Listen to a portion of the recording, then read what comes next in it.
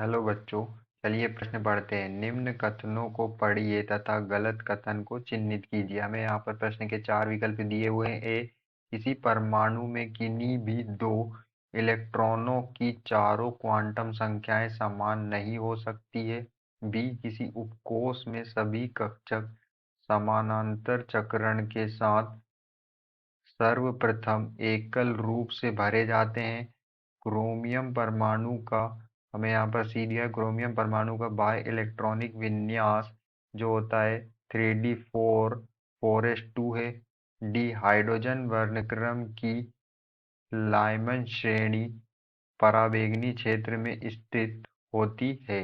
तो चलिए अब हम प्रश्न की मुख्य अवधारणा देख लेते हैं। तो यहाँ पर हमारे प्रश्न की मुख्य अवधारणा क्या होगी?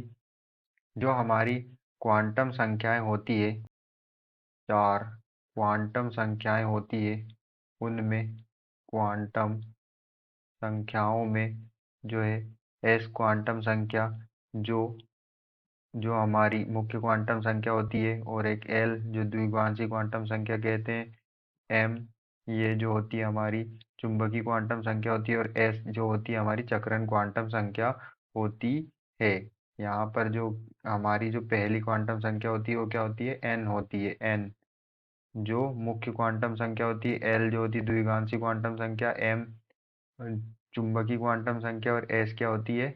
हमारी चक्रण क्वांटम संख्या होती है। तो यहाँ पर जो एल एल क्वांटम संख्या होती है, इसका मान जो है निर्धारित होता है उपकोष के लिए। एस के लिए ये 0 होती है, और पी के लिए ये जो 1 होती है, और डी उपकोष के लिए 2 इसका मान होता है, और एफ के लिए इसका मान 3 होता है। और जो एम है इसका मान जो होता है वो प्लस एल से तो माइनस एल के बीच में होता है। जो हमारी द्विघांसी क्वांटम संख्या होती है उसके प्लस एल से माइनस एल के बीच में हमारी एम चुंबकीय क्वांटम संख्या का मान होता है। और जो एस ए इलेक्ट्रॉन की चक्रण के बारे में बताती है, जो पहला इलेक्ट्रॉन होता है वो +1/2 के रूप में आता है, और जो दूसरा इलेक्ट्रॉन होता है एक कक्षक में 2 इलेक्ट्रॉन आते हैं। तो पहला इलेक्ट्रॉन +1/2 और दूसरा इलेक्ट्रॉन जो है -1/2 के रूप में दर्शाते हैं। तो यहाँ पर हम उदाहरण से समझ लेते हैं कि हम यहाँ पर ले लेते हैं 4s1 उपकोष ले लेते हैं। तो इसमें जो 4 है हमारी जो क्या है, कोस है, और जो ये n होती है हमारी मुख्य क्वांटम संख्या, ये कोस के बारे में बताती है। तो यहाँ पर n हमारा क्या होगा? 4, और यहाँ पर हमें उपकोष कौन सा दिया है? s। और l द्विघांसी क्वांटम संख्या जो होती है s के लिए क्या होती है? 0 होती है। तो l का मान क्या होगा? 0। और m का मान क्या होता है? मुख्य चुंबकीय क्वांटम संख्या जो है कक्षकों के बारे में बताती है, उसका मान होता है +l से -l। तो यहाँ पर जो हमारी l 0 है, तो m का मान भी क्या होगा? 0। और यहाँ पर हमारे s में कितने इलेक्ट्रॉन है? s में 1 इलेक्ट्रॉन है। और जो पहला इलेक्ट्रॉन होता है s, जो चक्रण क्वांटम संख्या में जो पहला इलेक्ट्रॉन होता है वो +1/2 में आता है। तो यहाँ पर s का मान क्या होगा? +1/2। तो हम यहाँ पर देख सकते हैं जो हमारी चारों क्वांटम संख्याएं n, l, m और s, इनका जो जो संख्याएं वो समान नहीं है। यहाँ पर क्या है? अलग अलग है। तो जो हमारा पहला ए कथन है, वो क्या है? वो सही कथन है। अब हम कथन बी की बात कर लेते हैं। तो यहाँ पर जो हमें कथन बी दिया है उसमें क्या है? किसी उपकोष में सभी कक्षक समांतर चक्रणों के साथ सर्वप्रथम एकल रूप से भरे जाते हैं। तो यह भी जो है सही कथन होगा। हम यहाँ पर देख लेते हैं कि जो 3p3 किसी 3p3 जिसमें हमारा यहाँ पर p उपकोष है, जिसमें कितने इलेक्ट्रॉन है? 3। तो यहाँ पर जो है p में कितने कक्षक होते हैं? p में जो है 3 कक्षक होते हैं। p उपकोष में 3 कक्षक होते हैं, और तीन कक्षक में अधिकतम कितने इलेक्ट्रॉन आ सकते हैं? 6 इलेक्ट्रॉन आ सकते हैं, क्योंकि एक कक्षक में कितने इलेक्ट्रॉन होते हैं? 2 इलेक्ट्रॉन होते हैं। तो 3 में कितने आ सकते हैं? अधिकतम 6। और यहाँ पर पी कक्षक में हमारे कितने इलेक्ट्रॉन है?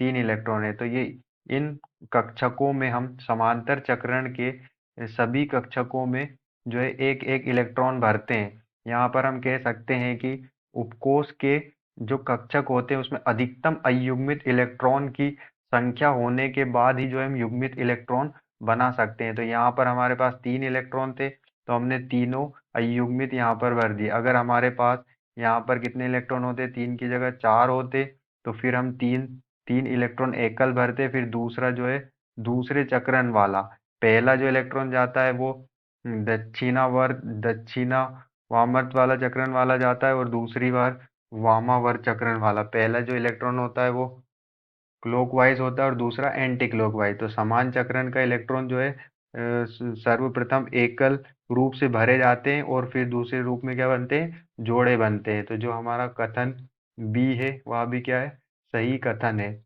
अब जो हमें कथन सी दिया हुआ है, कथन सी में कहा है क्रोमियम परमाणु का बाह्य इलेक्ट्रॉनिक विन्यास 3d4 4s2 होता है। तो जो हमारा क्रोमियम तत्व होता है उसे हम Cr, क्रोमियम परमाणु जो होता है उसे हम Cr से दर्शाते हैं, और इसका जो परमाणु क्रमांक होता है वो 24 होता है। और इसके जो बाह्य इलेक्ट्रॉनिक विन्यास होता है, तब इसके जो इलेक्ट्रॉनिक विन्यास होता है वो होता है आर्गन। आर्गन का क्या होता है 18, और उसके बाद जो इसका बाह्य इलेक्ट्रॉनिक विन्यास होगा वो होता है 4s1 और 3d5। अब यहाँ पर ऐसा क्यों होता है कि 4s उपकोष में 1 इलेक्ट्रॉन और 3d में 5 क्यों होते, 3d में 5 इलेक्ट्रॉन क्यों होते? यहाँ पर 4s में 2 इलेक्ट्रॉन होने थे और 3d में क्या होना था, 4s में 2 इलेक्ट्रॉन, क्योंकि इसका जो परमाणु क्रमांक क्या है 24 है। तो 3d में कितने इलेक्ट्रॉन, 4 इलेक्ट्रॉन होने चाहिए थे। लेकिन यहाँ s से 1 इलेक्ट्रॉन जो है d में चले जाता है और d5 हो जाता है, क्योंकि जो d कक्षक होते हैं, डी कक्षक में, डी उपकोष में कितने कक्षक होते हैं, 5 कक्षक होते हैं। तो 5 कक्षक अगर अर्धपूर्णित भरे हो तो ये ज़्यादा स्थायी होते हैं। अगर पांचों कक्षक में एक एक इलेक्ट्रॉन हो तो ये क्या होते हैं, अर्ध पूरित कक्षक कहलाते हैं। ये अर्धपूरित कक्षक क्योंकि इनमें आधे इलेक्ट्रॉन भरे होते हैं, वो पूरी तरह इलेक्ट्रॉन पेयर में नहीं होता है, युग्मित इलेक्ट्रॉन होते हैं। और अर्धपूरित कक्षक जो होते हैं वो क्या होते हैं, स्थायी होते हैं, बहुत ज़्यादा स्थायी होते हैं। ये स्थायी होते हैं, इनसे इलेक्ट्रॉन निकालना जो है कठिन होता है। तो यहाँ पर इसीलिए स्थायित्व को प्रदान करने के लिए जो S2 से जो है 4s2 से 1 इलेक्ट्रॉन 3d4 में चला जाता है, तो 3d4 से क्या हो जाता है, ये 3d5 हो जाता है। तो यहाँ पर इसका बाह्य बाह्य इलेक्ट्रॉनिक विन्यास क्या होगा, क्रोमियम का बाह्य इलेक्ट्रॉनिक विन्यास होता है 4s1 3d5। और हमें प्रश्न में क्या दिया हुआ, हमें प्रश्न में दिया हुआ है 4s2 और 3d4। तो जो हमारा कथन सी है वह क्या होगा, वह गलत होगा। जो कथन सी है हमारा गलत होगा, और हमसे जो है प्रश्न में गलत पूछा है, तो हमारा आंसर क्या होगा, सी। अब हमें विकल्प डी में दिया है हाइड्रोजन वर्णक्रम की लाइमन श्रेणी पराबैंगनी क्षेत्र में स्थित होती है। तो जो विकल्प डी है उसमें जो श्रेणी होती है उस श्रेणी का क्या होता है, संक्रमण होता है कक्षाओं का, और उसमें जो है तरंगदैर्घ्य का क्या होता है, क्षेत्र होता है। तो जो प्रथम श्रेणी होती है हाइड्रोजन वर्णक्रम की, हाइड्रोजन स्पेक्ट्रम की, उसमें जो पहली श्रेणी होती है वो होती है लाइमन। लाइमन जिसमें कक्षाओं का संकरण N1 जो उसकी मूल कक्षा होती है वो 1 होती है, एवं जो N2 उत्तेजित कक्षा होती है वो होती है 2। 2 सेकेंड से स्टार्ट होती है, तो 2 3 4 इस तरह से होती है। और इसमें जो तरंगदैर्घ्य का क्षेत्र होता है वो होता है पराबैंगनी, पराबैंगनी क्षेत्र होता है। जो हमारी दूसरी श्रेणी होती है वो होती है बामर, जिसमें N1 मूल कक्षा होती है 2, एवं N2 उत्तेजित कक्षा होती है 3 से चालू होती है 3, 3 4 और 5 इस तरह से होती है। और इसमें जो लेमड़ा का क्षेत्र होता है, तरंगदैर्घ्य का क्षेत्र होता है वो होता है दृश्य तरंग। इसमें क्या होती है, दृश्य विजिबल तरंग, विजिबल रे होती है। तो यहाँ पर हम देख सकते हैं कि जो पहली श्रेणी होती है लाइमन, उसमें लेमड़ा का क्षेत्र क्या होता है, पराबैंगनी होता है। तो यहाँ पर जो हमारा विकल्प डी है, कथन डी है, वह भी सही है। तो हमें जो है प्रश्न में गलत कथन पूछा था, तो गलत कथन हमारा कौन सा होगा, गलत कथन जो हमारा विकल्प सी है वह हमारा गलत कथन होगा और वही क्या होगा, हमारा आंसर होगा। तो आशा करते हैं आपको समझ में आया होगा। धन्यवाद।